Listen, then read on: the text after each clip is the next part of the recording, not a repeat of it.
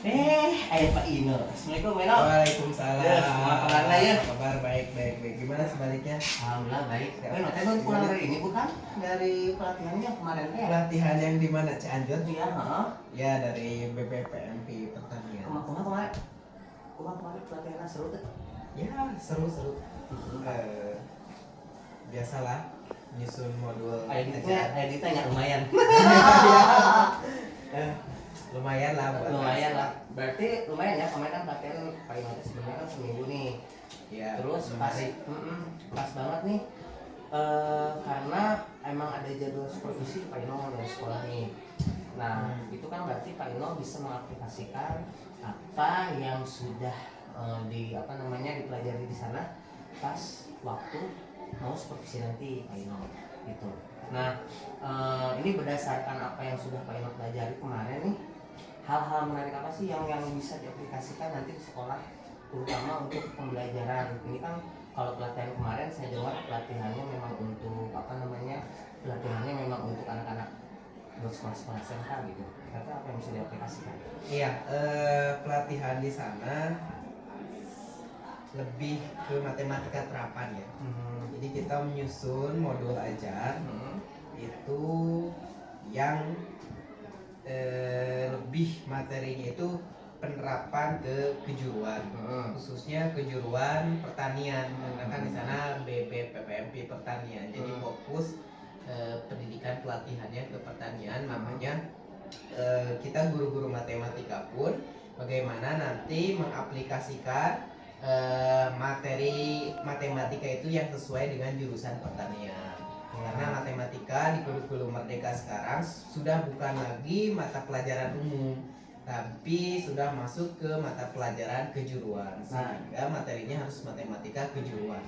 Nah itu kalau misalkan ini kan pasti ada kesulitannya nih, Pak kan kalau di sana udah pasti diaplikasikan untuk pelatihan, pengaplikasiannya juga pasti udah ada. Nah tapi ini yang pengen aku tanya ini, kalau misalkan cut dulu deh. Oke, Pak Ino kan kita kemarin kan di sana kan udah pasti lah kalau pelatihan gitu mah diaplikasikan idealnya pastinya di sana kan pasti ideal mungkin. Tapi kan kadang-kadang kalau di lapangan kita nggak bisa ideal itu gitu kan untuk mengaplikasikannya. Nah, Pak Ino kan udah ngikut pelatihan terus pasti nyobain nih diaplikasikan program dari hasil pelatihan itu. Nah menurut Pak Ino apa yang bisa diaplikasikan, terus apa yang kira-kira kesulitannya yang kira-kira kalau misalkan itu diaplikasikan itu yang harus dilakukan seperti apa nih?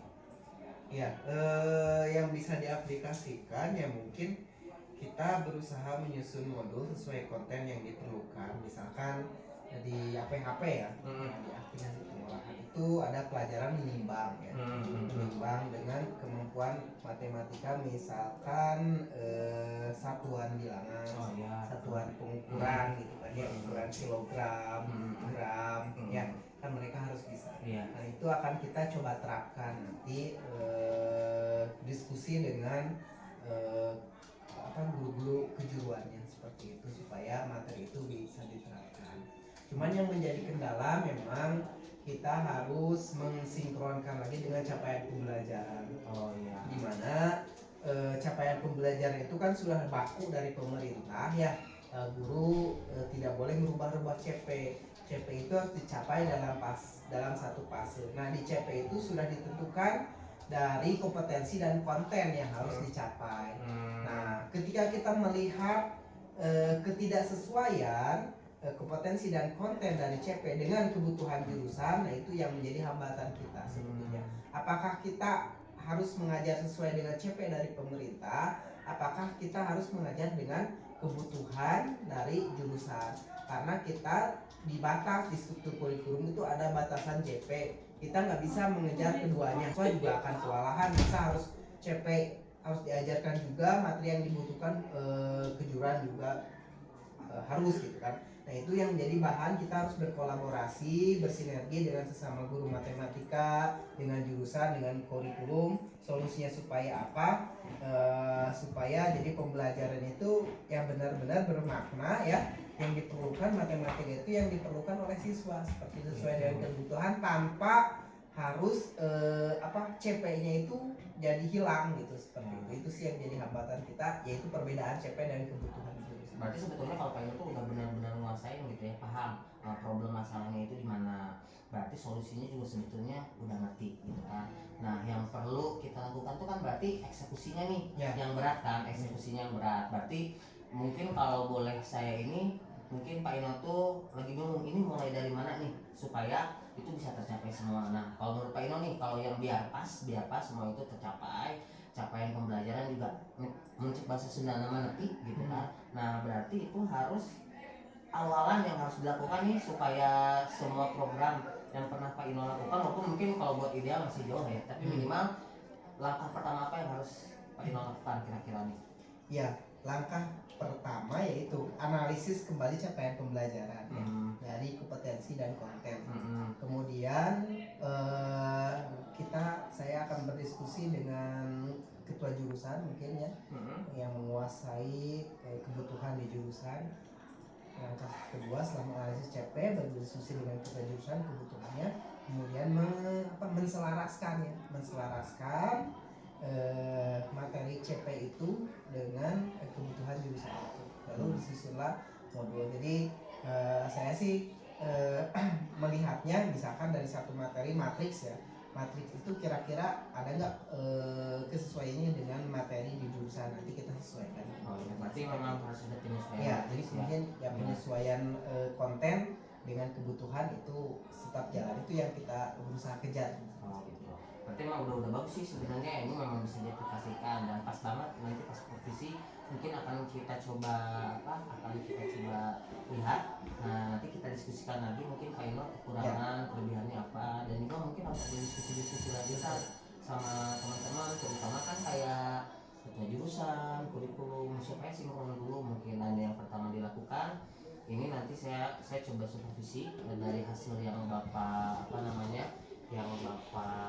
sudah lakukan, mudah-mudahan itu kita nanti bisa diskusi lagi Pak ya. Dan jangan anggap saya mensupervisi ini kita cuma diskusi aja, karena saya pengen tahu dengan apa yang sudah Pak Ino lakukan, dengan kita coba kolaborasikan dengan tim yang ada di sekolah, bisa nggak kita bikin sebuah capaian pembelajaran yang menarik, yang bisa maksimal, terus bisa diaplikasikan buat anak-anak SMK gitu. Itu ya Pak Ino ya, kayaknya sini ada perlu lagi nih Pak Ino nih. Nanti kita diskusi lebih lanjut ya. Masih banyak ya. Sebetulnya saya pengen banget ngebahas lebih banyak tentang capaian pembelajaran yang menurut Pak Ino itu sudah harus dilakukan kolaborasi. Tapi karena waktu kita juga nanti mungkin diskusinya supervisi aja deh. Iya, boleh. Oke, sip. Thank you ya Pak Ino. Iya, sama-sama. Yuk, assalamualaikum. Waalaikumsalam. Arman hadir. Dan Fasya. Dika dan Kebat. Kemudian Elsita. Pramuka dispen ya. Kemudian Farel. Ferry. Habib Fasya. Intan. Irfan. David. Muhammad Ramzani. Muhammad Fahri. Muhammad Rizal. Muhammad Fauzan. Muhammad Fasya. Restu. Aditya. Firly. Revaldi. Zahid. Nabil. Nala. Rafa. Ahmad. Raja. Gada. Safira. Sahrul.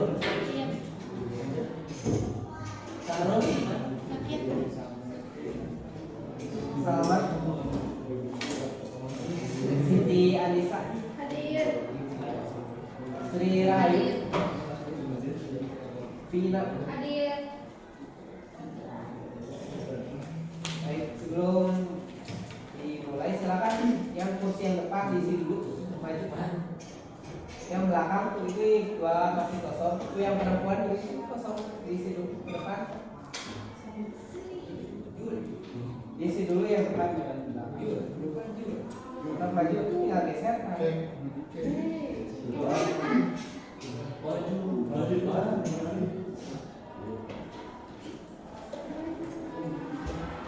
Nah, ya minggu lalu saya tugaskan kalian untuk menghitung besaran persen ya. Ya, besaran persen dari harga awal. Silakan yang sudah menemukan atau menyelesaikan tugasnya salah satu orang ke depan. Oke, silakan dituliskan hasil pekerjaannya. Satu soal aja, oke.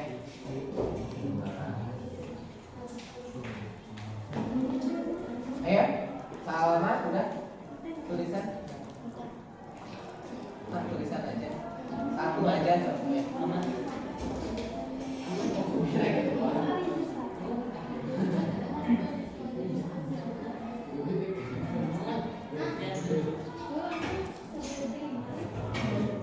Nah, ayo ke depan ya. Yang depan lagi. Ayo, Kak, tulisan. Yang nyari diskon di Indonesia. Iya.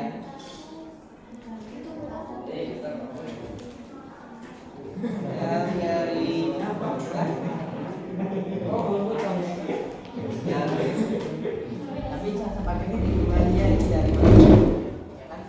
Satu aja ini dari mana atau dua? Enggak usah lima.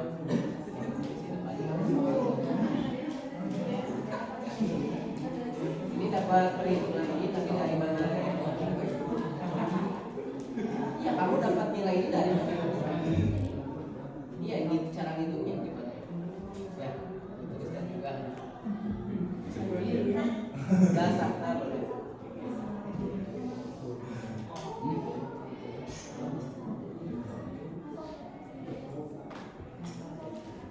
Ya, jadi yang kemarin itu saya akan kasih tugas untuk melihat kalian di aplikasi apa jual beli online ya. Nah, di situ ada harga, kemudian diskon dan harga awal, kemudian diskon yang ditawarkan. Nah, kemudian harga yang harus kalian bayar berapa. Jadi kalian harus bisa menghitung diskon ya.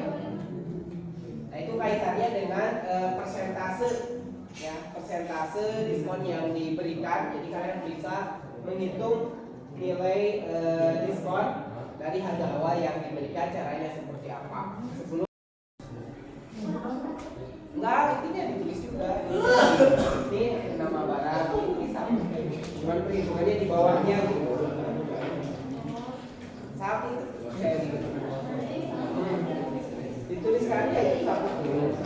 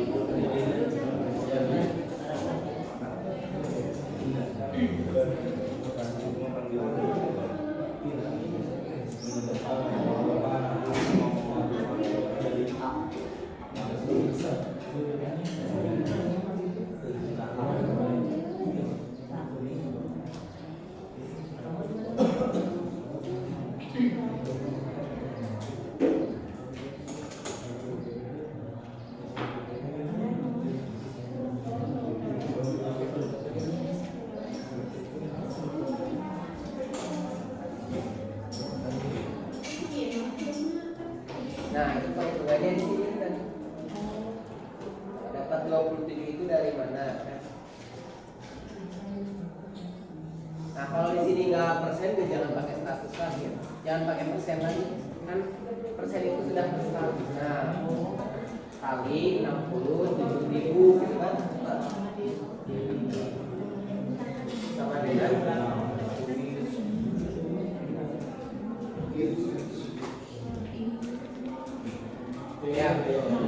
Nah, coba satu orang lagi jenis barang yang lain misalkan. Oke. Ya.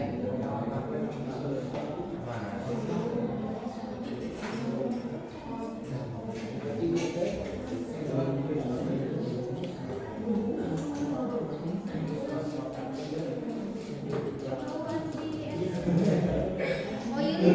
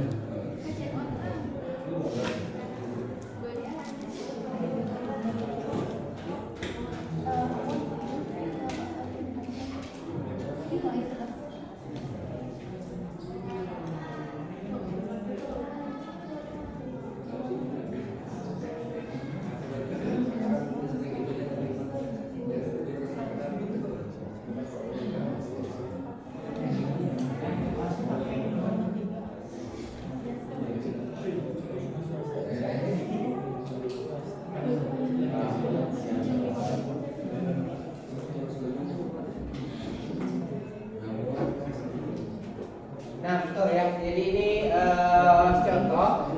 Misalkan ada barang yang ditawarkan, dia memiliki harga barang, diberikan diskon dan kalian bisa menentukan besar diskonnya. Diskonnya itu apa? Besar persentase dibagi harga awal di per 100% ya. Langsung dikali harga awal. Jadi kalau 41%, 41 per 100 jangan ditulis lagi persennya. Ya. Persen itu kan per 100 dikali harga awal, jadi diskonnya. Jadi nanti harga yang dibayar berapa? Tinggal harga awal dikurangi diskon ya.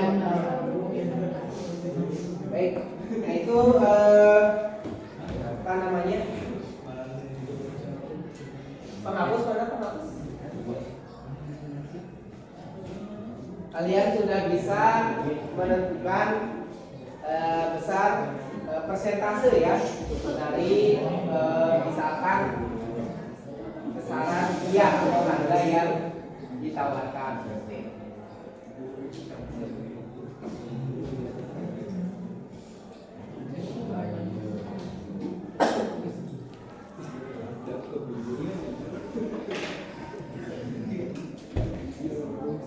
Nah, selanjutnya kita baru masuk ke materi pertama ya. Nah, yang akan kita bahas modul pertama yaitu bahasan tentang bunga majemuk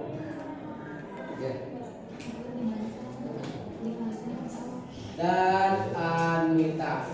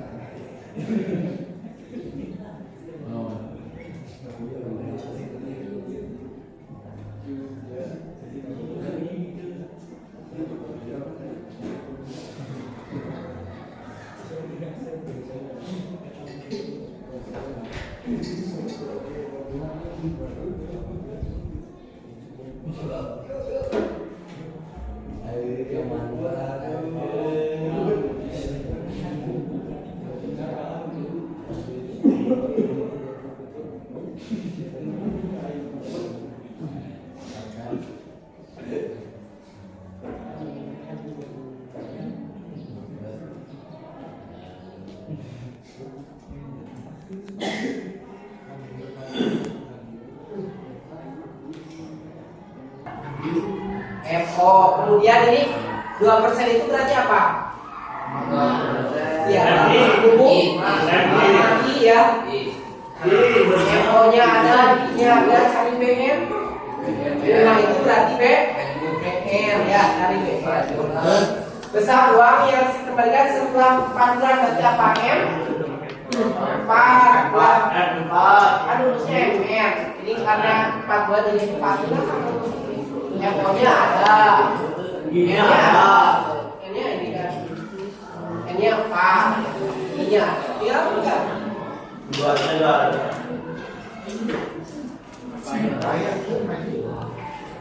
Dari BR sama M4.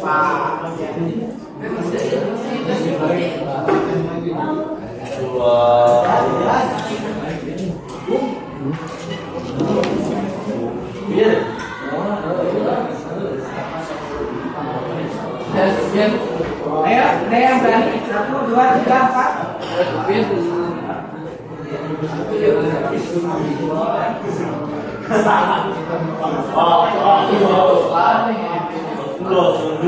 Ya sudah, hitung dulu, nanti setelah istirahat tuliskan hasilnya. Silakan istirahat dulu, nanti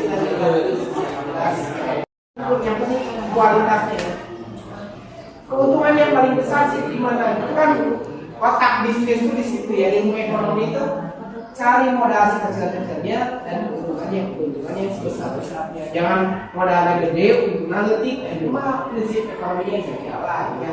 So kalian jualan tuh keuntungan letik lah, terus dievaluasi. Oke, silakan yang mau coba, ini sangat mudah menurut saya. Oke, belum? Gampang banget. Ini angkanya juga nggak terlalu rumit ya. Nggak apa-apa, salah kan? Nggak ada benar salah, yang penting mencoba dikoreksi sama saya. Masukkan dalamnya. Oke. Takum. Topinya dibarukan tadi. Ini awet, topinya jangan dipakai pas awet pacaran. Kalau panas, kalau nggak panas bisa pakai. Jadi awet topinya bisa 3 tahunnya, 5 kali setahun leungit topinya. Nah, di mana aja? bebas ya kalian mengerjakannya, mau pakai rumus, yang penting secara konsep kan bisa.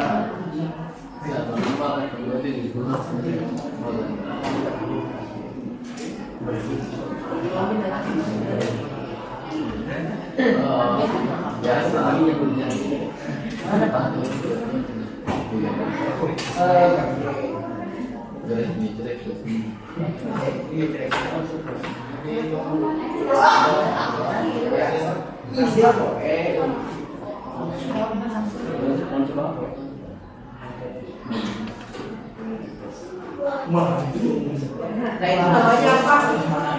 Berarti suku bunga-bunganya belum. Hitung bunganya dulu. 50.000 itu dari berapa? Bunga ini kan namanya suku bunga. Nah di sini namanya suku bunga. Tulis dua bunga. Suku bunga. Bunganya itu 11. Ya, kali berapa? Kali 50.000 itu dari mana? Oke.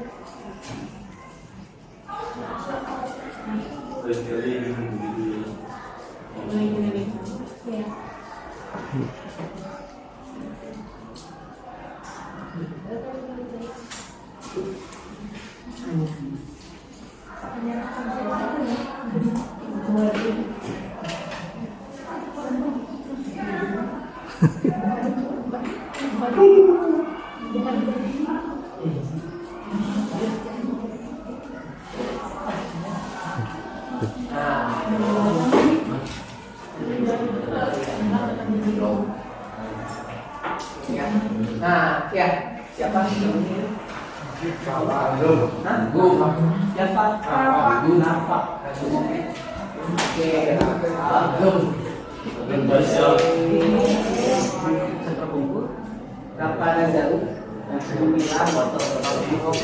Yang tidak paham ini menentukan masih ada waktu 10 menit lagi. Nah, lalu sekarang ke bunga tunggal. Ya, kita bahas bunga tunggal.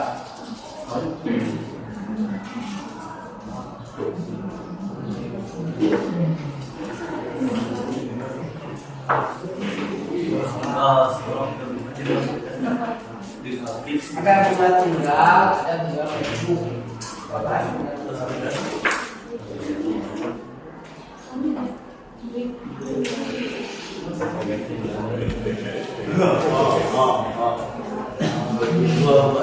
Nah, apa itu bunga tunggal? Bunga tunggal. Bunga tunggal ini kan kalian sebelumnya sudah belajar ya di kelas 10 atau di materi barisan dan deret ya. Sudah belajar belum? Jadi menghitung aplikasi dari barisan dan deret aritmatika itu kan ke bunga tunggal. Jadi sebetulnya mengulang lagi. Ya, mengulang lagi. Apa itu bunga tunggal? Bunga yang tunggal. Bunga ya itu berdasarkan modal awal ya. Modal awal saja ya, sehingga bunga tiap periode sama atau tetap.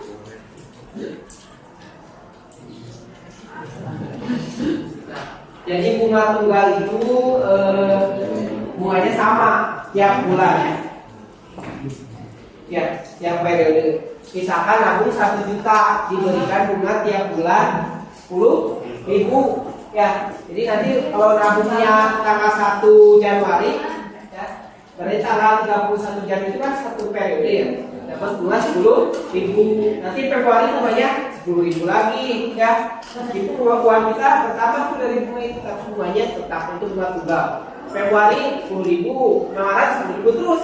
Jadi tiap bulan bunganya tetap 10.000 ya. Jadi tidak berubah-ubah bunganya. Beda tapi dengan bunga majemuk yang berubah-ubah.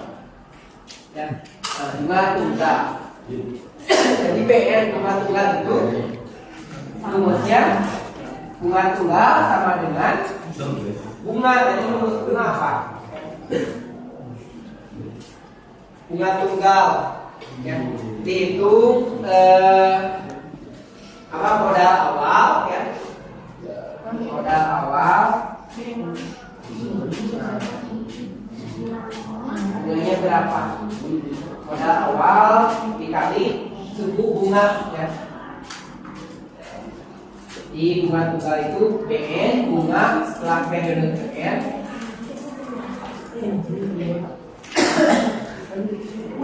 bunga periode BN, kemudian FO-nya modal awal,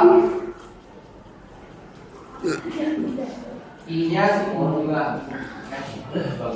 Jadi diberikan suku bunga berapa persen itu tetap ya, tetap. Di mau bulan ketiga keempat itu sama ya, sama. Nah kemudian nanti modal akhir ya, MN itu kan kalau misalkan setelah 1 bulan ya, misalkan setelah modal akhir misalkan setelah 1 bulan periodenya berarti M1 ya, modal akhirnya M1. Uang kita jadi berapa kan pertama ya, modal awal ditambah dari bunga pertama gitu. MO plus D1 ya, MO plus D1 nanti B1 nanti kalau bulan kedua berarti apa? MO plus M1 ya.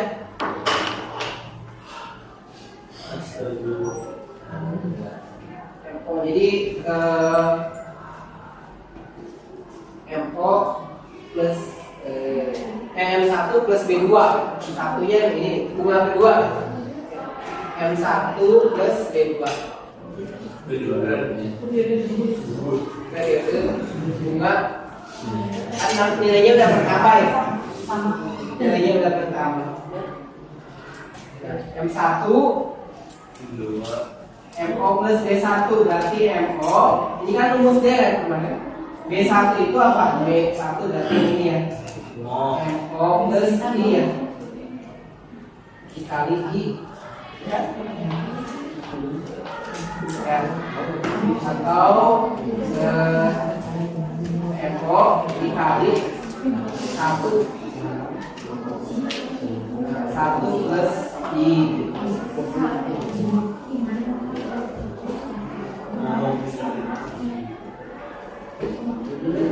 MO dikali 1 plus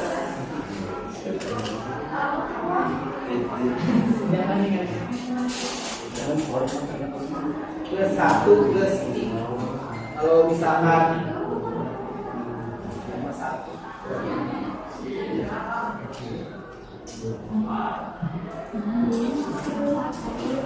M1 plus B2.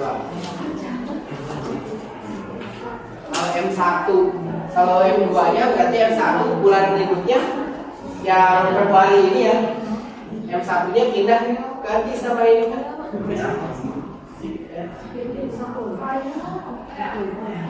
ke B2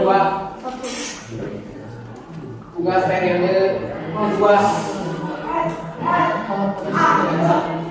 MO ditambah MO kali I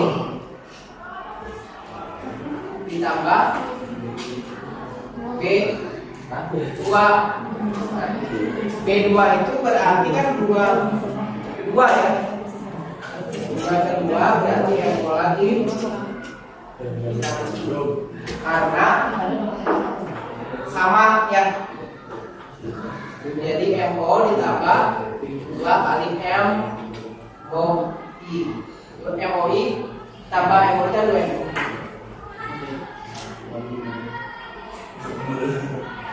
Oke, bisa dikeluarin nanti ya, sama dengan MO dikali 1 tinggal 1 plus 2 dikali dikeluarin.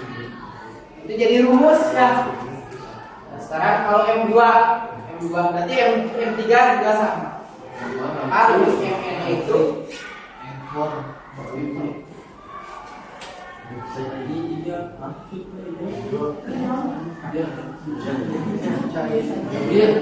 nah sehingga MN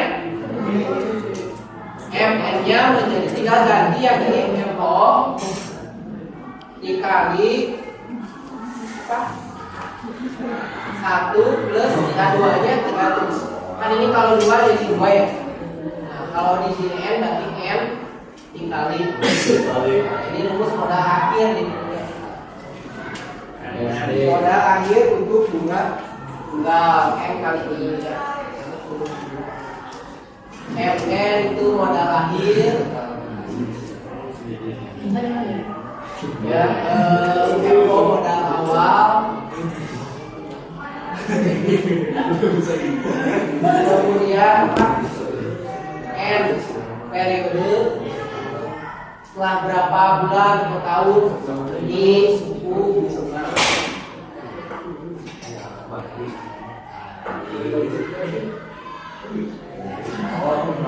Ya, jadi bunga pertama rumusnya MOI ya, bunga kedua juga MOI sama, terus bunga ketiga tetap karena tidak berubah kalau bunga tunggal.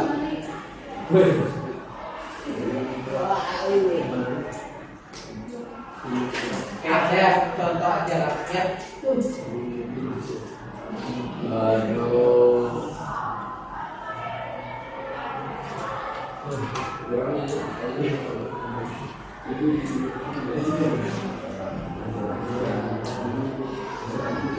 Nah, misalkan Amel menyimpan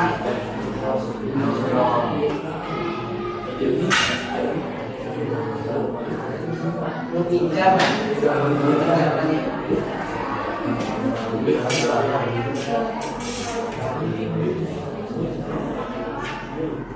Bank X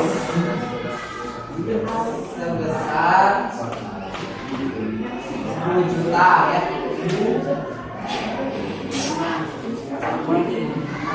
Bank yang tersebut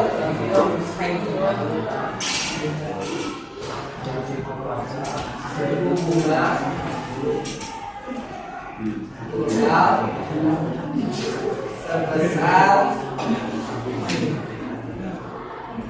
2% per bulan.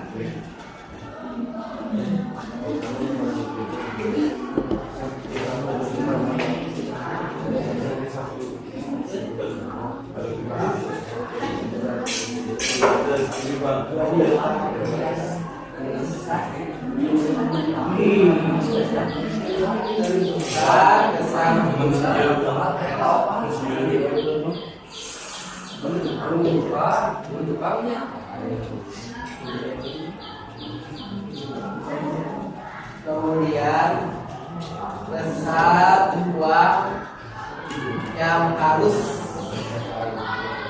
dikembalikan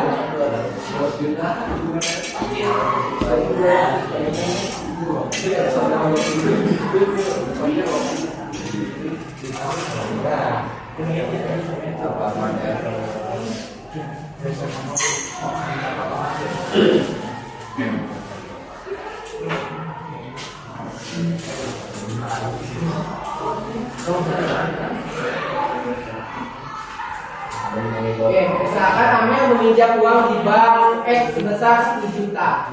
Diberikan suku bunga tunggal 2% per bulan. Jadi bunganya 2% per bulan. Tentukan besar bunganya berapa? Ya, besar bunga tiap bulan. Besar bunga tiap bulan. Dan besar uangnya harus dikembalikan setelah 4 bulan. Jadi misalkan pinjamnya 4 bulan, ya 4 bulan. Nanti karena bunganya tiap bulan 2%, maka Amel itu harus mengembalikan uangnya berapa ke bank. Paham nggak dari maksud soalnya? Paham ya? Tentukan bunganya dulu, nanti besar bunga ya. Pakai logika boleh kalian, oh berarti nanti 1 bulan bunganya berapa ditambah bunga. Pakai rumus ini juga boleh. Tentukan FO yang mana, kemudian N-nya berapa, kemudian I-nya berapa. Ya silakan selalu cari rumus yang diperoleh, kemudian pengertian bunga kalian. Oke, silakan sebelum istirahat satu orang dulu dicoba. Rahman mencoba lagi. Satu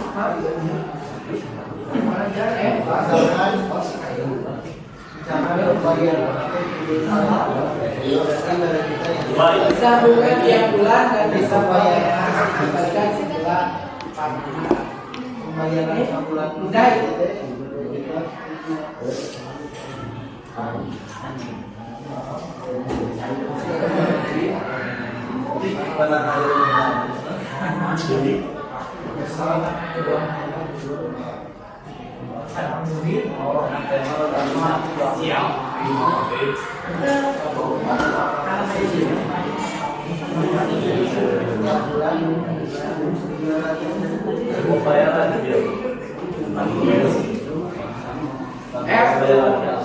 Istirahat. Supaya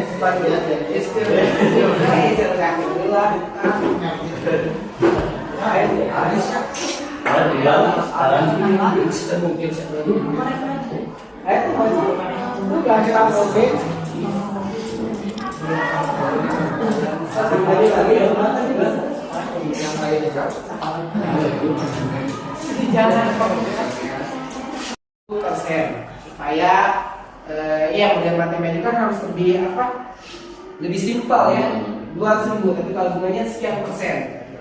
Nah maka dalam bentuk persen suku bunga itu suku bunga atau I berarti sama dengan ininya modal awal ya, modal awal MO ya dibagi modal awal bunganya ya, bunga berarti tinggal bunga dibagi modal awal dikali 100%, itu suku bunga. Nah contohnya tadi kan kalau ini 200.000, modal akhirnya jadi 1.200.000 karena modal awalnya 1 juta, berarti suku bunga itu kan I. Nah ini berarti yang contoh yang tadi itu sama dengan suku bunganya 200.000 ya dibagi MO modal awal 1 juta dikali 100%, jadi bentuk persen jadi persen. Tadi suku bunganya coretnya tinggal coret, ini 0,5 coret, ini tinggal 100 dibagi 10, berarti 10 ya. Terkenal pada zaman. Jadi ini 200 dibagi 10, jadi 20 ya. Nah ini coret-coret 20%. Berarti bunganya itu 200.000, kalau dibuat suku bunga jadi 20% ya. Jadi bunganya itu kalau kita nabung 1 juta dapat 1.200.000, bunganya 200, itu 200.000 atau 20% dari modal awal ya. Coba saya tes dulu. Oke.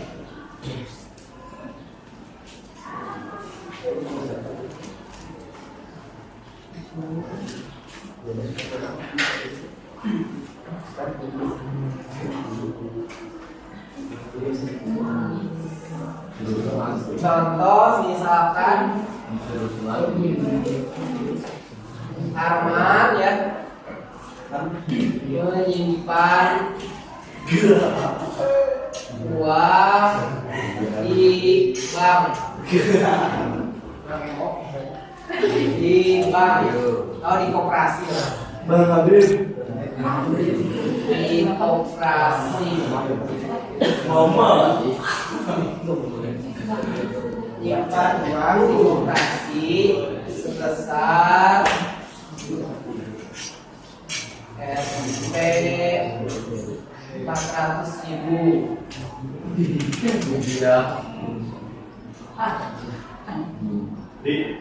Setelah 1 tahun uang Arman menjadi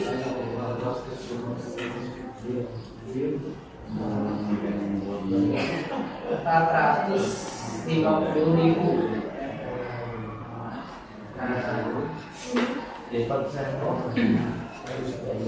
Berapa besar bunga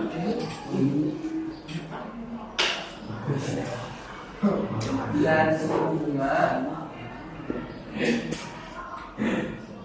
yang diberikan koperasi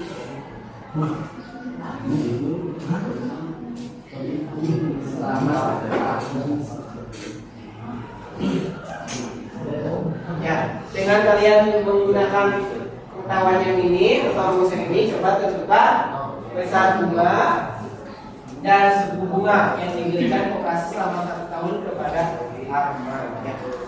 Oke, silakan dihitung. Yang mau coba tuliskan jawabannya. 2 poin ya. Menentukan besar bunga dan suku bunga. Besar bunga termasuk suku bunga itu tadi tujuan. Jadi langsung kedua tujuan ya, memodelkan ya, memodelkan itu kita bisa hitung ya nilai bunga sambil langsung mencari parameternya, suku bunganya berapa persen. Itu dulu aja ya, pinjaman dan investasi. Oke, kita lanjutkan dengan sekarang yang kedua, bunga tunggal. Nah, ini sudah mulai hitung caranya.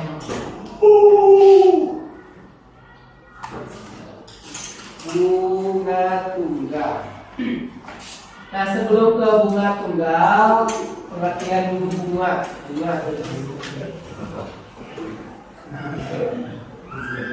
Bunga itu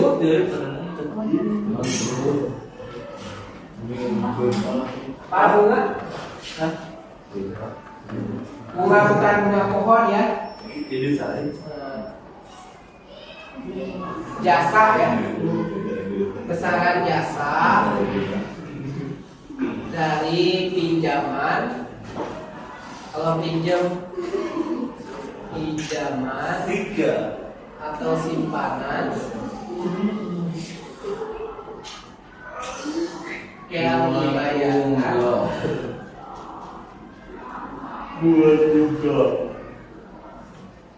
pada periode tertentu.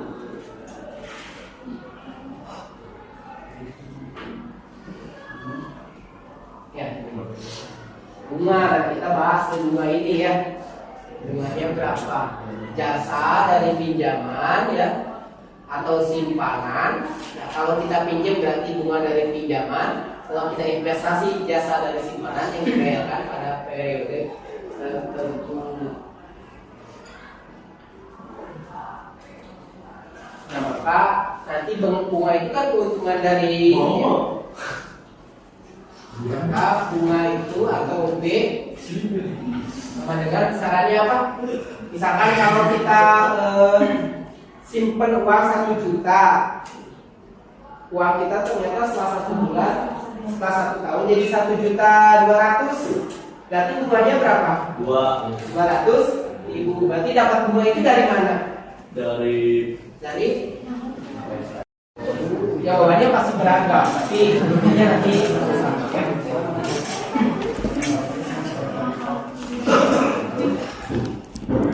Jepang. Jepang itu apa?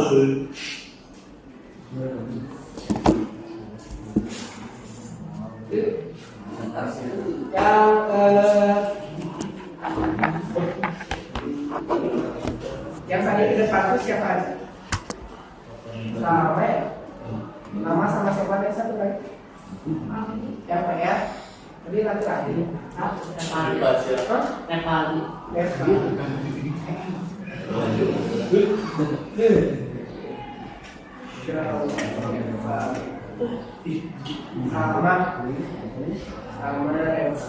Muhammad Nepali. Iya.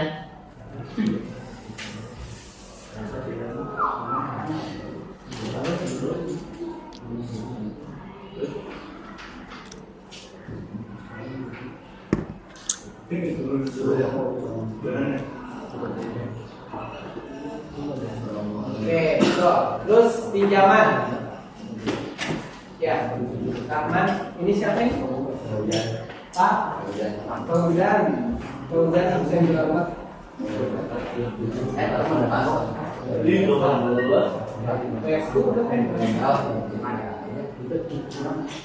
Muhammad Fauzan. Ya. 16.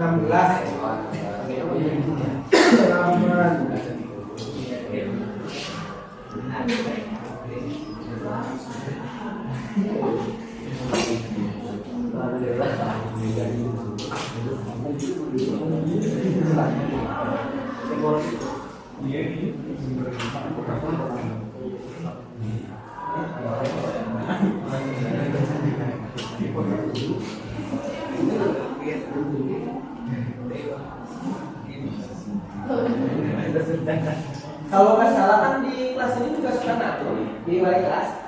Aku Enggak. tidak ingin enggak. Enggak. Wah, benar. Hari itu juga di sudah ya. Buat PKL. Saya nanti kelas 3 awal ya untuk kelas nabung. Gak apa-apa nanti kalau nggak dipakai kegiatan sekolah juga buat ke kalian. Nah itu kan tanaman itu investasi. Wah, Ya meskipun nggak ada gunanya ya seperti kita ya. Yang penting kan buat simpanan di masa depan. Investasi itu nggak usah bunga itu nggak selalu ada ya. Kan ada 0%, nanti 0% untuk investasi ya. Oke, pinjaman ya. Ini yang tuliskan Rahman ya. Adalah uang atau properti yang diberikan dengan janji yang akan dibayar kembali, biasanya disertai dengan bunga ya. Nah, di sini artinya uang ya. Uang alat pembayaran ya, bisa uang atau properti. Nah, berarti barang ya. Jadi kita bisa pinjaman itu berupa barang ya. Contohnya misalkan kita pinjam barang ya, tapi nanti harus ada lebihnya ya. Bisa jadi gak uang aja, jadi bisa berupa barang ya. Pinjam alat misalkannya sewa, makanya bisa aja ya. Sewa alat itu punya usaha, sewa alat atau sewa tempat. Nah ya, sewa tempat misalkan rukonya pinjam nih ya, nanti dibayarnya berapa gitu kan ya, biaya sewanya. Yang diberikan dengan janji, nah berarti janji itu ada periode ya. Nah, istilah lain dengan periode ya, bisa harian ya, bisa bulanan atau tahunan ya. Jadi dibayarnya kalau kalian pinjam itu dibayarnya mau setelah 1 bulan atau 1 tahun atau berapa bulan ya. Jadi ada periode tertentu. Jadi kalau nanti ada perjanjian pinjaman ya. Kalau dalam pinjam itu ada perjanjian kan ya, ada perjanjian tertulis gitu kan ya. Perjanjian tertulis itu mau dibayarkannya kapan, jadi ada waktu di situ ditentukan. Makanya kalau ada kalian udah gede nanti udah punya uang, ada yang mau pinjam, harus pakai kwitansi minimal ya. Perjanjian itu misalkan di kwitansi ya pinjam berapa tanggal sekian dibayar akan dilunasi pada tanggal. Jadi kalian lebih enak. Jangan pinjam 10 juta transfer aja, misalkan kasih aja uangnya nggak ada bukti transfer apalagi. Nanti kita nggak kuat ya mau nagihnya gimana kalau orang itu tiba-tiba stres ingin menagih keluarganya gimana gitu atau meninggal misalnya. Kan kalau udah ada orang meninggal yang punya dipinjam uangnya gitu kan nanti sama keluarganya tadi kalau nggak ada bukti gimana menagih jadi harus diikhlaskan. nah dengan jadi ada bukti kapan gitu kan ya akan dibayar kembali. Nah disertai dengan bunga ya memang pinjaman yang kita bahas karena pinjaman nanti berkaitannya dengan bank ya itu pasti ada bunga. Bunga itu adalah kelebihan ya kelebihan dari pinjaman yang harus kita bayar ya mungkin banget ya kalau kita memang pinjam itu harus bayar gitu ya. Pinjaman itu ada uangnya, ada properti, ada jangka waktu, ada bunga ya. Juga yang dipinjamnya apa? Ya, yang dipinjamnya apa? Selain uang, properti juga bisa jasa ya. Jasa kita pinjam tenaga dulu. Kamu tolong kerja itu sawah, misalkan campur, tapi nanti dibayarnya, pinjam jasa dulu. Sama aja. Jadi selain uang, barang bisa jasa. Sejak waktu tertentu ada bunga. Ya, kita jadi dibahas ini uangnya berapa yang berkaitan dengan uang itu nanti pinjam berapa sebutnya modal awal nanti dibalikin berapa modal akhir di sini nanti ada bunganya berapa di sini ada jangka waktunya berapa. Nah itu ya yang akan kita bahas itu berkaitan dengan pinjaman itu pinjamnya berapa bunganya berapa lama ya berapa lama bunganya berapa nanti harus dibalikin berapa itu ya dalam pinjaman itu 4 hal ya menentukan MO nanti MN bunga dan jangka waktu ya bunga suku bunga itu pinjaman sama aja dengan investasi. Nah, kalau investasi menanamkan modal. Nah, modal itu bisa berupa uang ya barang jasa sama ya modalnya itu jadi modal itu nggak harus berupa uang. Jadi kita yang nyimpen ya yang nyimpen investasi ya investasi perorangan ya tadi yang saya jelaskan bisa emas misalkan ya nyimpen uang di bank. Kalau investasi dengan patungan usaha ya usaha misalkan ada yang punya usaha apa saya invest nih modal atau masih pinjam ada yang jual cilok misalkan saya investasi gerobaknya nih misalkan investasi nanti tiap bulan saya dapat keuntungan berapa ini investasi juga ya dengan target untuk memperoleh keuntungan di masa depannya sama jadi masa depan itu ada jangka waktu jadi investasi itu dalam 1 tahun keuntungannya berapa dalam 1 bulan berapa sama investasi juga nanti modal awal yang diinvestasikan berapa nanti modal akhirnya berapa di sini ada bunga ada ya jangka waktu sama ya jadi pinjaman dengan investasi sama nanti yang dicarinya invest berapa kemudian dalam jangka waktu berapa nanti dapat bunga berapa modal akhirnya berapa misalkan kita nyimpen uang di bank 1 juta dikasih bunga 2% per bulan setelah nabung 1 tahun jadi uang kita berapa nah itu atau kita nyimpen emas beli emas ke toko emas family berapa misalkan emas murni kemudian disimpan 2 tahun ternyata kata emas family itu sekarang udah nambah nih nilai harga jualnya di setiap toko ada untung bunganya nanti jadi dijual harganya berapa jadi gede jadi mahal emas tersebut itu juga investasi sama ya jadi kalau investasi emas uang kita bertambah cara kita harus menambah ke orang lain ya kita yang ngasih nilai tambah orang lainnya seperti itu ya jadi perbanyaknya perbanyaklah investasi gitu. Oke sampai sini ada yang tanyakan dulu ya jadi 4 hal itu ya termasuk kalian nanti mau berbisnis ya bisnis itu kan berkaitan dengan pinjaman dan investasi ya investasi modal yang kalian tanamkan itu investasi, ya kan? Kemudian nanti komposisi fungsi dan matriks. Nah, bunga majemuk dan anuitas ini berkaitan dengan pinjaman dan investasi. Itu tujuan pembelajarannya. Kalian nanti bisa memodelkan bunga pinjaman dan investasi dengan menggunakan bunga majemuk dan anuitas. Kemudian menyelidiki pengaruh masing-masing parameter, ya, suku bunga, periode pinjaman. Jadi bisa menghitung selain nanti menghitung bunga modal akhir, modal awal, juga bisa menghitung suku bunga dan periode pinjamannya berapa, gitu kan ya, dalam model tersebut. Nah, lingkup materi ada 4 lingkup materi.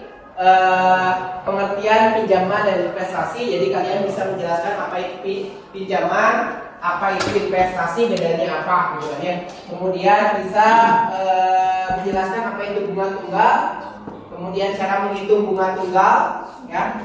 Kemudian bunga majemuk, apa itu bunga majemuk, pengertiannya apa bedanya dengan bunga tunggal, cara menghitungnya apa, kemudian anuitas apa, dan perhitungannya seperti apa. Nah, misalkan dalam bunga tunggal kalian bisa menentukan besar bunganya, kemudian suku bunga, kemudian modal akhir, ya, setelah dapat bunga misalkan. Nah, sama halnya dengan bunga majemuk, nanti perbedaannya seperti apa. Nah, jadi ada 4 lingkup materi, ya, yang harus kalian kita pelajari, ya, supaya nanti kalian dalam meminjam dan investasi itu mana yang bisa digunakan, ya. Bagaimana kalau menggunakan bunga tunggal, bagaimana menggunakan bunga majemuk, bagaimana anuitas angsurannya, ya. Kemudian masing-masing parameter ini, ya, yang akan kita bahas. Nah, materi ini sangat penting. Kalian kan di jurusannya juga agribisnis, ya. Yang agribisnis itu kan bisnis, ya, arti kan pertanian, perikanan, itu lingkupnya pertanian, perikanan. Kalau bisnis kan usaha. Yang namanya usaha kan harus punya modal, ya. Kemudian mencari untung, ya. Nah, kalau usaha itu nggak mungkin nggak pakai modal, ya. Modalnya modal barang, modal jasa, ya. Itu kan modal barang, uang, itu modal barang. Kalau dagang gorengan harus punya gerobak, kan. Mau jasa, kalian bisnis jasa, misalkan buka servis, layanan servis kan jasa, modalnya jasa keahlian kita. Bisnis, tapi yang namanya bisnis, ya, harus ada keuntungan, ya. Keuntungannya dalam bentuk kita bisa menganalisis keuntungannya berapa persen dari modal yang kita tanamkan, ya. Misalkan kita mau jualan, kalian kan suka jualan, ya, dan mulai sering jualan tuh kalau ada pameran, bazar, buka stand, gitu kan, ya. Kalian misalkan bikin cilok, ya, cilok bakso dari ikan, misalkan, ya, modalnya berapa, nanti dijualnya berapa, keuntungannya berapa, ya. Bandingkan dengan teman yang lain, modalnya berapa, keuntungannya berapa.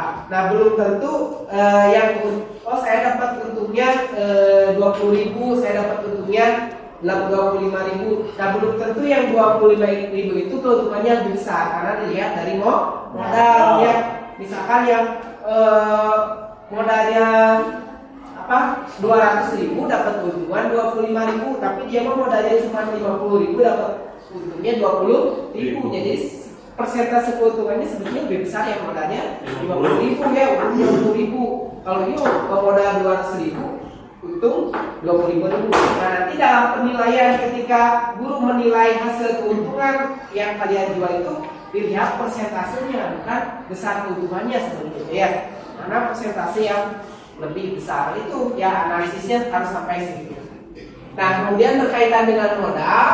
Nah, nanti biasanya kalian kalau mau buka usaha, ya, di perikanan, misalkan mau buka usaha pabrik pengolahan dari hasil ikan, misalkan, ya, misalkan bakso ikan, misalkan, kan harus punya modal. Nah, biasanya pengusaha itu pinjam ke bank. Nah, pinjam ke bank itu kan nanti ada bunganya juga. Karena yang namanya bank itu mencari keuntungannya dari pinjaman nasabah. Nah, ya, dari pinjaman nasabah seperti itu. Itu kasusnya, ya. Seperti halnya dengan kasus yang lain, misalkan pinjaman itu kalian ada yang suka kredit motor, Atau gini aja, kalian pernah beli barang di Shopee pakai Shopee Pay Later? Nah itu kan sama dengan pinjaman ya.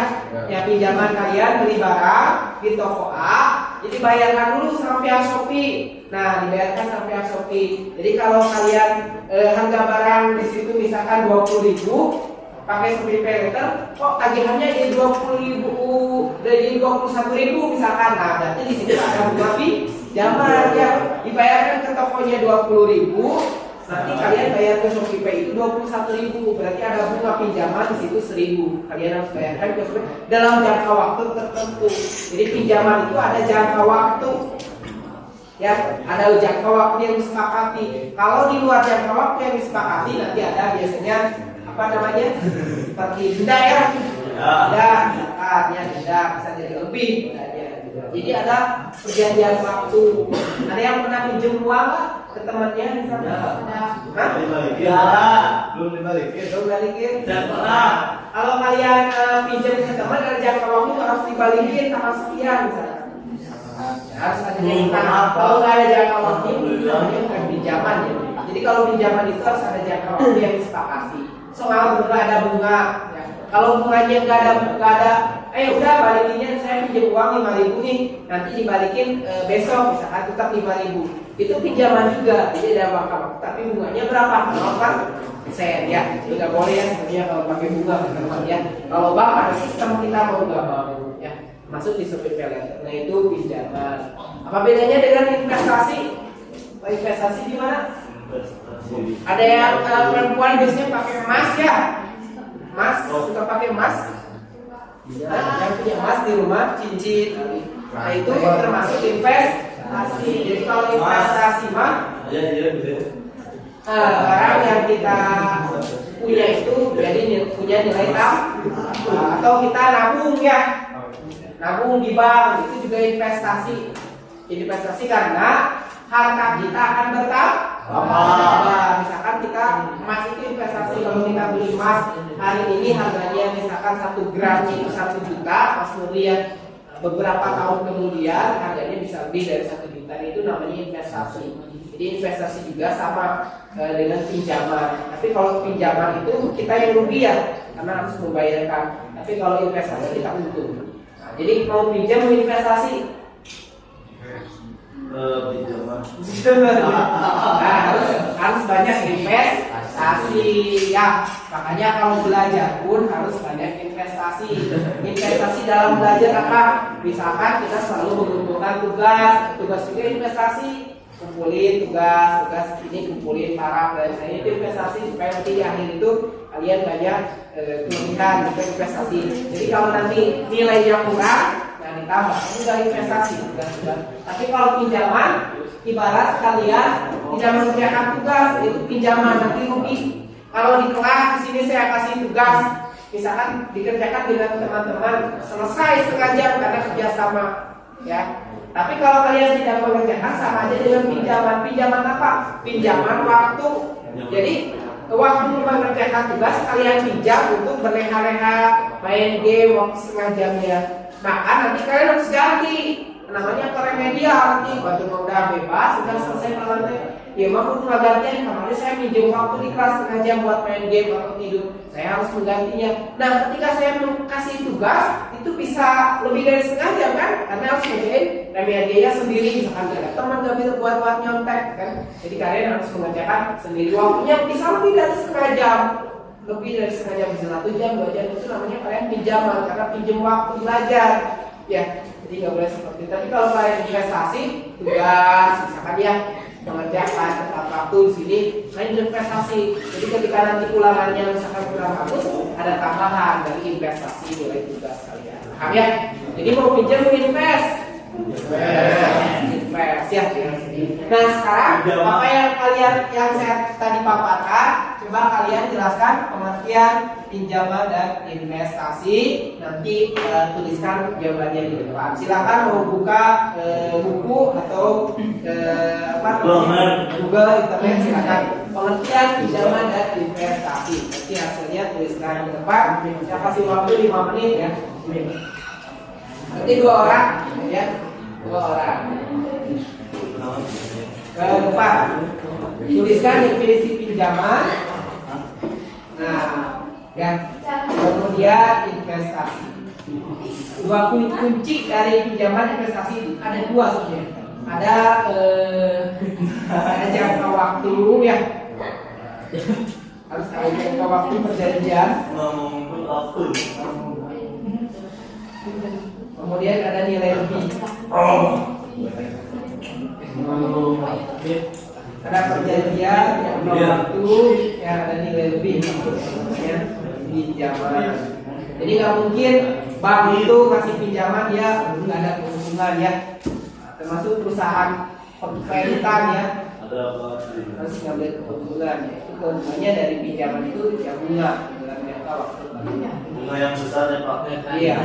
Kalian kalau ngambil kayak perumahan ya, kredit motor itu keuntungannya dari pinjaman. Pinjam, ada bunga di situ, ada jangka waktu. Itu apa?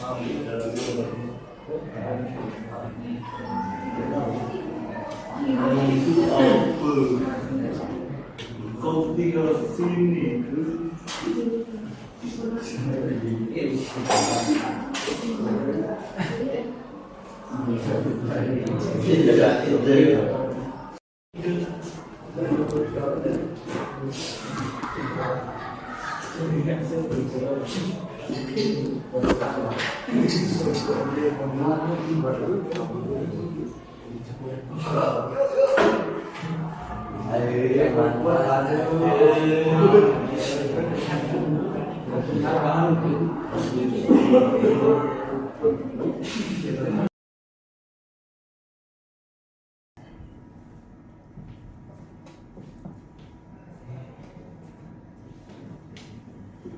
Assalamualaikum warahmatullahi wabarakatuh.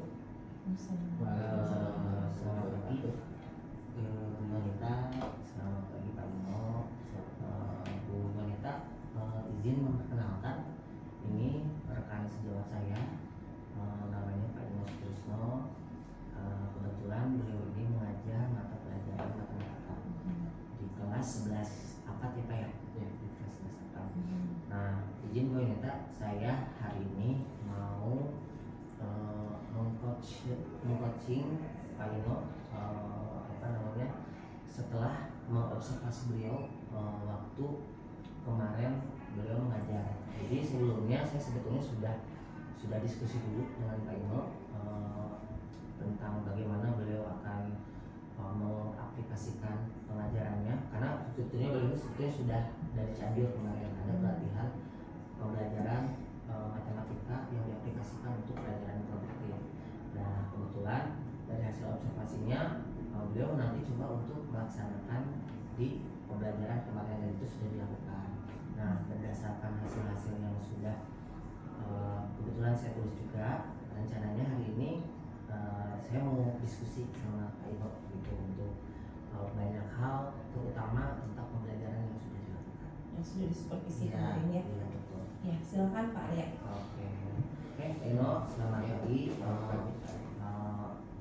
Maaf ya mengganggu waktunya. Ini kan tadi lagi ngajar, tapi nggak apa-apa. Ini kita diskusi. Sebetulnya kan kita sudah melakukan pengajaran itu beberapa hari kemarin ya, Pak Eno ya. Dan apa sih, banyak hal yang sudah dilakukan. Nah, kalau menurut Pak Ino nih, dari kemarin kan Pak Ino tuh udah bikin udah ngajar tuh kemarin mengaplikasikan. Nah, dari hasil mengajar itu sebetulnya tujuan Pak Ino mengaplikasikan pembelajaran yang kemarin itu apa? Ya, tujuan mengaplikasikan. Jadi saya mencoba menurunkan capaian pembelajaran menjadi TP ya. Dan TP matematikanya itu ya, karena matematika sekarang masuk ke mapel kejuruan, jadi masuk ke ranah C3. Jadi mau tidak mau CP itu di TP-nya masuk ke kejuruan. Jadi dikaitkan elemen matematika kontennya masuk ke mata pelajaran kejuruan seperti itu. Jadi diaplikasikan ke kejuruan khususnya ke perikanan, baik dari segi agribisnis ya. Kalau agribisnis kan dari mulai perencanaan, pengolahan sampai penjualan. Dan kebetulan materi yang saya ajarkan kemarin tentang bunga majemuk, anuitas ya, berkaitan dengan pinjaman dan investasi gitu kan ya. Jadi menurut saya materi itu tujuan pembelajarannya sangat relevan dengan agribisnis itu sendiri ya. Bagaimana nanti tujuan pembelajarannya mereka memahami apa itu pinjaman, apa itu investasi ketika nanti mereka berbisnis gitu. Seperti itu tujuannya sebetulnya. Berarti mirip-mirip sama pembelajaran berdiferensiasi sebetulnya. Jadi sesuai dengan kebutuhan siswa. Iya. Nah, kebetulan kan siswa kita itu siswa SMK. Betul. Yang nanti outputnya itu memang untuk yaitu untuk harus bisa usaha gitu kan. Nah, kalau tidak dikenalkan itu kan gimana gitu ya. Kalau dikenalkan konten, dikasih konten sama Pak Ino. Kemarin juga Pak Ino ngasih konten-konten yang lumayan cukup menarik, dikasih soal-soal yang memang berhubungan dengan perikanan sehingga mereka oh ya mungkin ini memang kebutuhan saya gitu kan. Nah Pak Ino kan kemarin tuh pas aja tuh Pak Ino kan udah mengasih menginformasikan juga tujuan pembelajarannya dan itu sudah disebutkan. Nah menurut Pak Ino nih ada kesulitan nggak sih waktu kemarin mengaplikasikan ini gitu pembelajaran ini karena kan mungkin nggak semua anak itu sama gitu kan. Nggak semua anak itu punya kemampuan yang sama. Nah menurut Pak Ino nih ada nggak kesulitan waktu kemarin pembelajaran yang berlangsung? Ya. Kalau kesulitan sebetulnya kalau di matematika itu hampir cukup mendasar ya. Dalam memahami tujuan pembelajaran atau untuk mencapai PP itu, karena sekali lagi matematika itu kan ilmu yang hierarkis ya, berarti. Nah, kesulitannya memang dari operasi ya, dasar matematikanya, makanya yang beberapa murid masih kurang dalam operasi dasar matematika seperti itu, seperti operasi kali, pangkat, bagi. Nah itu memang pertama di situ ya. Jadi ketika mereka misalkan menghitung bunga majemuk karena ada pangkat bilangan yang besar itu kesulitan gitu kan ya. Bahkan mereka saya persilahkan menggunakan media alat hitung matematika, misalkan kalkulator. Belum bisa menggunakan kalkulator ya. Kalkulator pun nyari pangkatnya nggak bisa. Misalkan 0,5 pangkat 6 nyari pangkatnya juga mereka nggak bisa gitu kan. Jadi memang selain juga menghitung dasar matematika juga menggunakan alat peraga hitung matematika baik di kalkulator maupun di komputer jika mereka kurang. Itu mungkin menjadi PR saya untuk dilatih lagi ya kemampuan dasar, juga bagaimana sekarang kan perkembangan teknologi ya, mungkin harus gunakan media-media pembelajaran matematika, alat-alat hitung matematika seperti simbol-simbol di komputer juga kan mereka nggak kenal, kayak equation itu kan nggak kenal kan, seperti itu. Jadi paksa pakai alat hitung pun ya masih pada itu kendala.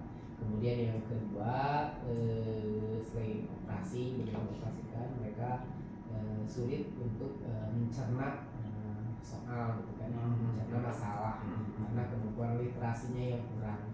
Jadi kan salah satu literasi yang dibutuhkan dalam matematika itu adalah bagaimana literasi setelah membaca. Tahapan literasi kan membaca, memahami apa isi bacaan dan apa yang ditanyakan, identifikasi bacaan apa yang ada di situ, apa yang ditanyakan, itu juga menjadi kendala ya. Jadi kemampuan literasi mereka yang Memahami soal memahami permasalahan identifikasi yang ada itu apa gitu, yang diketahui, yang ditanyakan itu di situ juga masih kurang, harus perlu dilatih lagi.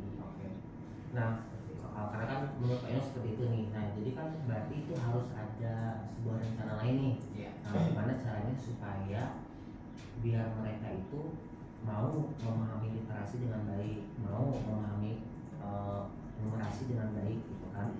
Nah dari catatan-catatan tersebut nih yang Pak Ino pahami gitu kan. Nah kira-kira solusi apa sih yang Pak Ino punya gitu? Apakah mungkin Pak Ino punya rencana supaya kayaknya pembelajarannya diturunin atau gimana gitu, levelnya, atau misalkan disesuaikan. Nah kira-kira ada ide apa nih dari Pak Ino supaya kesulitan tersebut bisa teratasi gitu. Ya. Kalau pengalaman saya mengajar matematika ya, karena numerasi itu bagaimana siswa itu diajak untuk drilling ya, berlatih secara terus menerus. Jadi paradigma anak-anak sekarang itu kan tidak mau ada PR ya, bebas. Jadi kadang kemampuan matematikanya tidak terlatih. Jadi yang namanya numerasi itu menurut saya harus dilatih, gitu kan ya. Kemampuan berhitung perhitungan, pengulangan perkalian itu harus dilatih. Jadi ya strategi saya mungkin yang pertama memberikan drilling ya, drilling bagaimana mereka berlatih numerasi ya itu, ya, berlatih penjumlahan, perkalian, operasi itu seperti itu. Kemudian penguatannya di situ. Kemudian untuk literasi yaitu jadi lebih apa ya, strategi pembelajaran yang misalkan discovery ya, mungkin dilatih lagi yang pembelajaran pemecahan masalah ya, pembelajaran masalah, problem solving, yang dimana mereka terus dilatih membaca soal itu, ya minimal mereka mengetahui dulu apa yang diketahui, mengidentifikasi apa yang diketahui dan apa yang ditanyakan, itu saja terus dilatih.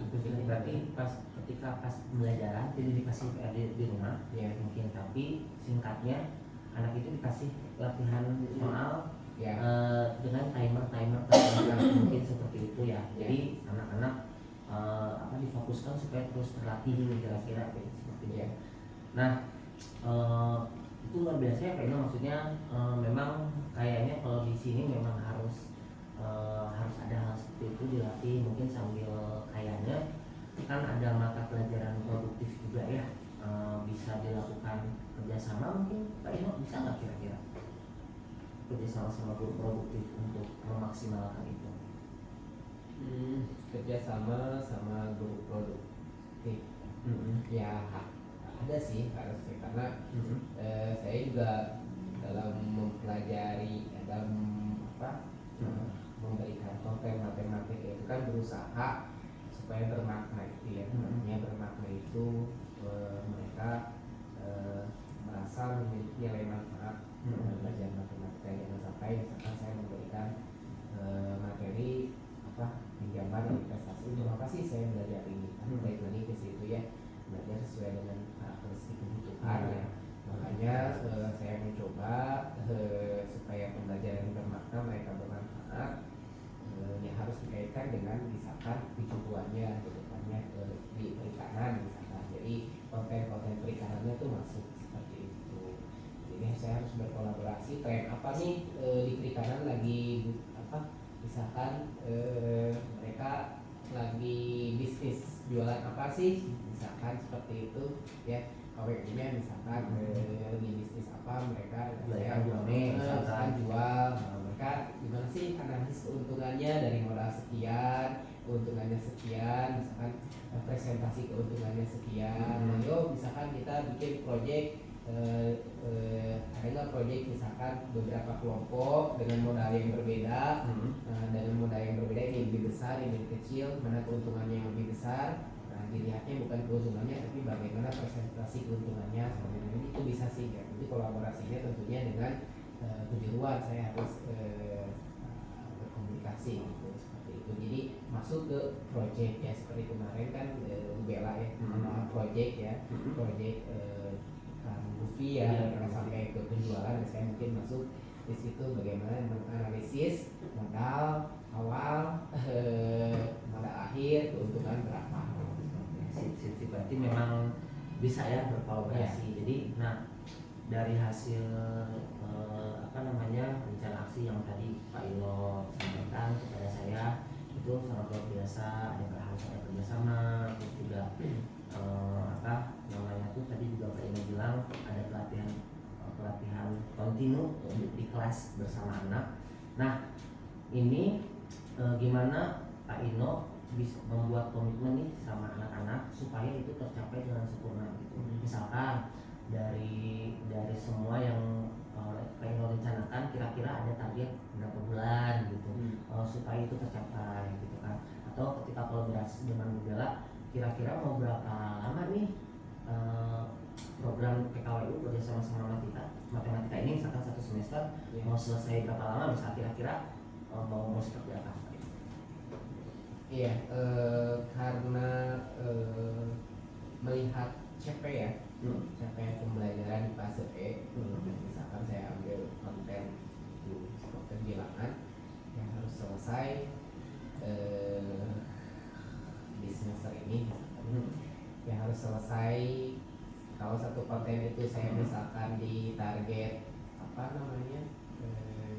alur ya, harus selesai 2 bulan misalkan ya harus selesai gitu. Target saya 2 bulan konten itu selesai, harus menguasai dengan yang memaksa, bukan memaksa sih, terus memotivasi anak untuk terus berlatih bulan-bulannya. Jadi saya motivasi lagi ya, berarti kalaupun tidak cukup, apalagi banyak gangguan misalkan di sekolah, ya memotivasi anak belajar di luar jam pelajaran. Khususnya kan ketika masuk ke proyek itu kan berarti di luar jam ya, di luar jamnya. Proyek itu kan biasanya ya sudah bisa di luar jam di kelas gitu kan, masuk ke proyek seperti itu. Oke, jadi nanti mungkin sudah ada target, nanti juga ada kerjasama sama Bella, sudah dipastikan gitu. Yang mudah-mudahan apa yang Pak Ino rencanakan, apa yang akan Pak Ino ada capaian-capaian yang harus dipertanggungjawabkan itu bisa tercapai dengan sempurna Pak Ino. Pak Ino, kira-kira ada hal terakhir yang ingin disampaikan, misalkan perasaan Pak Ino setelah di diskusi ini, ada hal-hal yang Pak Ino dapatkan nggak dari hasil coaching hari ini? Dari hasil coaching saya Iya. Dari hasil Ya, kan tadi kita banyak diskusi nih, dan saya juga sebetulnya terinfluence sama Pak Ino kayak tadi ada beberapa pembelajaran yang kalian harus dilatih, harus kerjasama sama itu gitu. Karena dari hasil kita diskusi ini, menurut Pak Ino hal yang bisa Pak Ino influence gitu kan gitu. Oke, dari hasil diskusi yang kita lakukan, jadi saya mungkin lebih lebih memotivasi lagi ya untuk mengaplikasikan gitu kan ya, target-target yang harus dicapai bersama baik pengajar dengan siswa. Jadi menjadi inspirasi juga ketika beberapa acuan pertanyaan yang Pak Arya berikan kepada saya, oh iya jadi ternyata saya harus segera gitu ya. Kalau kemarin kan memang belum berkolaborasi tuh dengan kejuruan masing-masing. Jadi memang supaya memotivasi anak dalam pembelajaran matematika bermakna itu ya harus berkolaborasi dengan guru produktif. Jadi konten di matematika itu benar-benar kental dengan kejuruan gitu.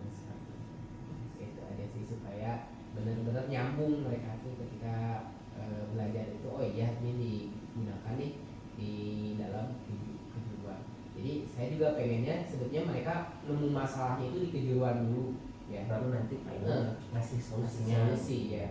Jadi memang selama ini guru matematika itu kan kalau sebelumnya kan di luar C3 ya, di C2 Iya, biasanya di muatan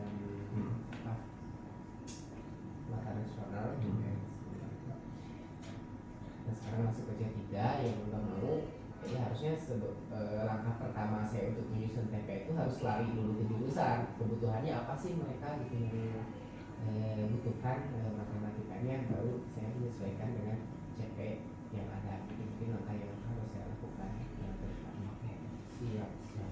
Terima kasih banyak Pak Ino untuk hari ini.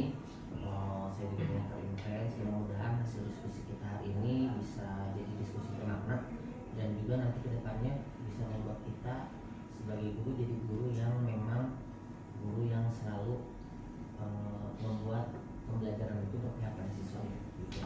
dan bisa mengembangkan potensi siswa semaksimal apa yang kita bisa. Terima kasih Pak Ino. Ya, kapan-kapan kita ngobrol lagi ya. Bukan hanya di waktu pas aja, tapi di waktu yang lain. Terima kasih. Assalamualaikum warahmatullahi wabarakatuh. Ya, terima kasih Pak Arya atas waktu yang sudah diberikan. Pak Ino juga saya ucapkan terima kasih ya, karena sudah membantu Pak Arya dalam melancarkan tugas-tugasnya ya. Baik, tadi saya menyimak percakapan bapak-bapak berdua tentang hasil daripada supervisi yang sudah dilakukan beberapa waktu yang lalu gitu ya. Perlu saya ulas sedikit terlebih dahulu bahwa di dalam pelaksanaan coaching itu kan Pak Arya sudah tahu ada 4 tahapan ya. Yang pertama adalah mengemukakan tujuan dari percakapan ini ya. Kemudian yang kedua tahap identifikasi, kemudian rencana aksi dan tanggung jawab gitu ya. Nah, setelah saya menyimak tadi percakapan bapak-bapak gitu ya, yang muncul di sini adalah Pak Arya itu sebagai coach menanyakan tujuan daripada Pak Ino itu mengimplementasikan atau mengaplikasikan ya apa yang sudah diperoleh ketika kemarin pelatihan ya kalau tidak salah gitu kan. Padahal sebaiknya tadi dalam percakapan ini Pak Arya sendiri menanyakan tujuan dari percakapan yang ingin diperoleh dari coaching ini apa gitu kan ya. Itu yang pertama. Jadi pertanyaan tadi yang Pak Arya munculkan di tahap tujuan itu sedikit lebih mengarah kepada identifikasi sebetulnya ya, kalau menanyakan proses pembelajaran di awal dulu gitu kan. Nah, selanjutnya pada proses identifikasi tadi Pak Arya sebagai coach menanyakan coachee ya, Pak Ino sebagai coachee itu tadi menanyakan kesulitan yang dihadapi dalam melaksanakan pembelajaran kemarin gitu kan.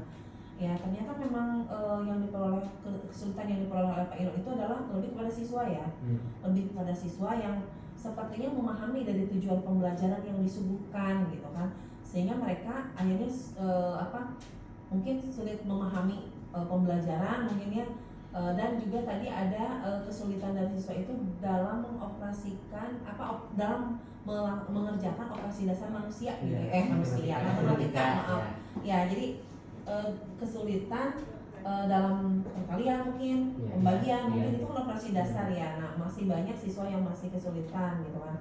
Terus ketika disediakan alat peraga hitung, anak-anak juga masih belum mahir ya menggunakannya gitu kan. Kemudian ketika disuguhkan soal dari segi literasinya mungkin masih rendah ya, sehingga mereka juga kurang bisa memahami gitu dari soal yang disuguhkan gitu kan. Itu kesulitannya. Pada rencana aksinya tadi kalau rencana aksi itu berarti berhubungan dengan bagaimana sih solusi yang ingin Pak Ino adakan gitu ya, munculkan ketika kesulitan itu Pak Ino dapatkan muncul gitu ya. Tadi kan Pak Arya sebagai coach juga bertanya gitu kan, adakah kesulitan gitu kan ketika identifikasi ya, kemudian pada rencana aksinya apa sih solusinya gitu ya, kurang lebih seperti itu.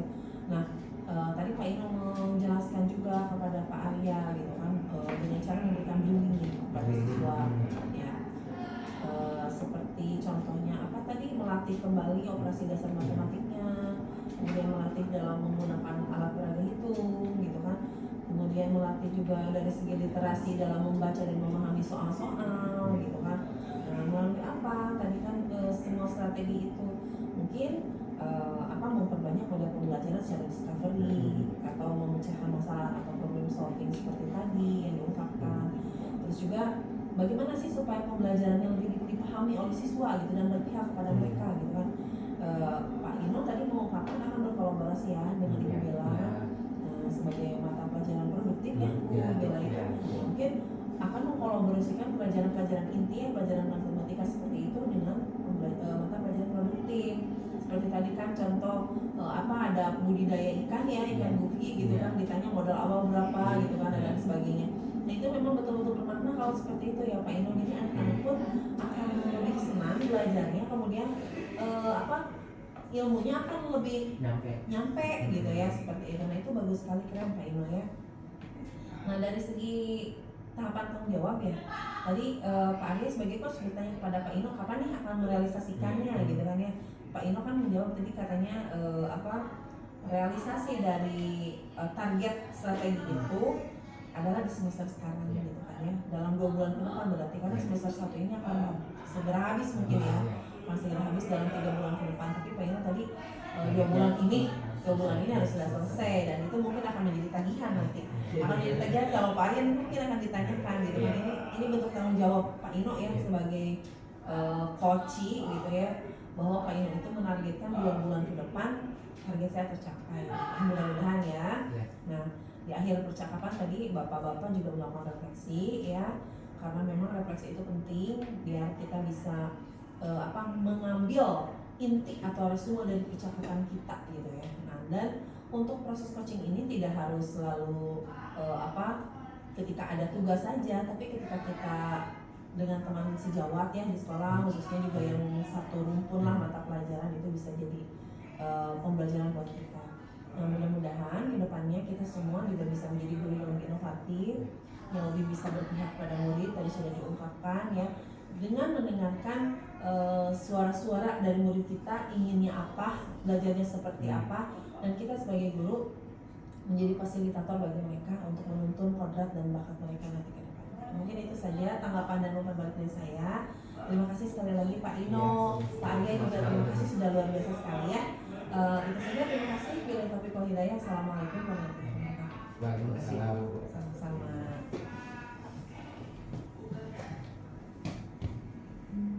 Atur nuhun Pak Ino. Sami-sami. Terus bantu Pak Arya.